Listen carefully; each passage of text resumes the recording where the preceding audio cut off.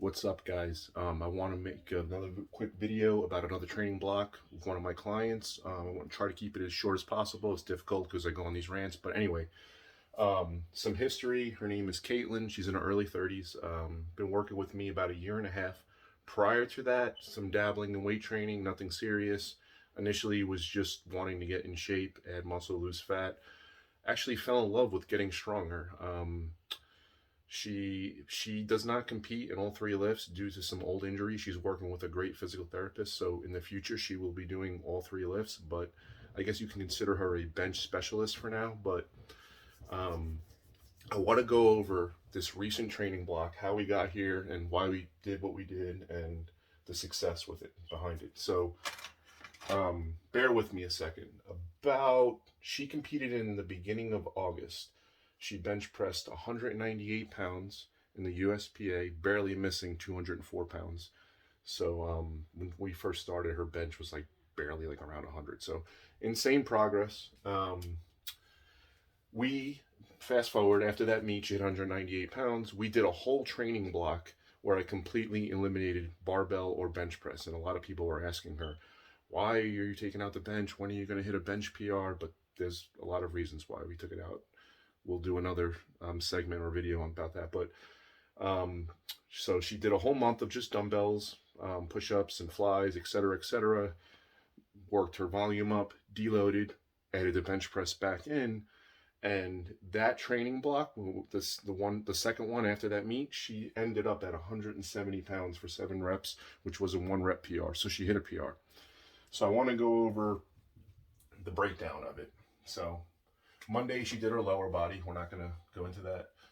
Tuesday, medium grip spoto press with her feet up. So a spoto press is just where you pause it.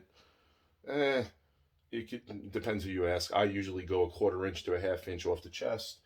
You pause it there, and then you press as normal. She did these with her feet up to increase the range of motion. So one thing I'll tell you is a lot of powerlifters focus on getting this great technique, super arch, making the least range of motion and making the lift as easy as possible so you can, win the competition and move the most weight. But at the end of the day, that's not the best way to actually build muscle. So we do parts strategically throughout the year where we make the lift more difficult. But, just putting the feet up, you're increasing the range of motion. You got no leg drive. So that's why we did that. And then afterwards, we did some incline dumbbells. I believe in the beginning of the block, we started at 3 sets of each, and we increased the spoto press 1 set each week. And we always start the block at like a 3 RIR, 3 reps in reserve.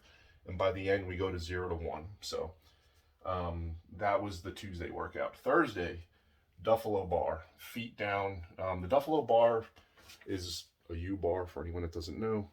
You guys should know, but you basically get more range of motion. It destroys your pec fibers in a good way. Same fibers you use for bench press, but I think it actually stimulates them even better.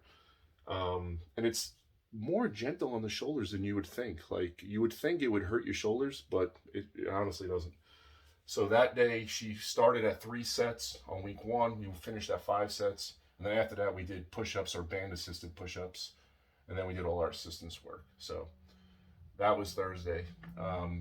She recovers pretty quick from this. So by Friday, she might be a little bit sore, but going into Saturday, fully recovered. This was the day we did our comp grip.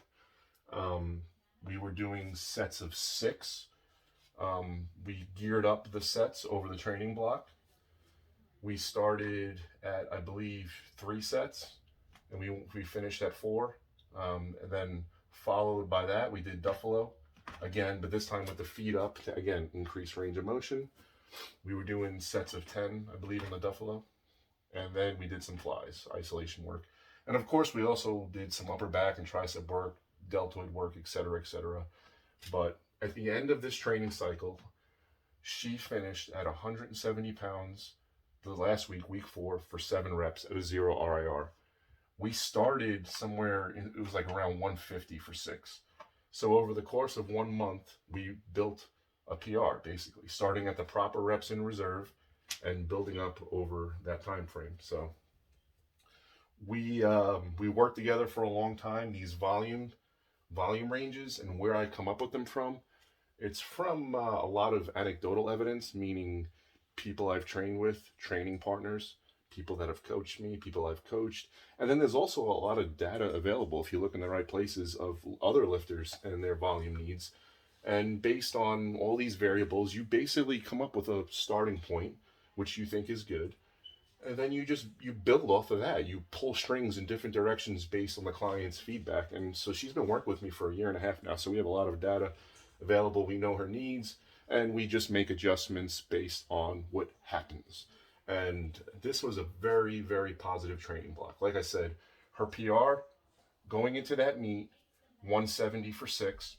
She hit 198. She missed 204. We pulled the bench out completely. We did a whole training block with variation. We add the bench back in. Week 1, things are a little shaky, but that's okay. Week 4, boom, PR, 170 times 7. So that's it.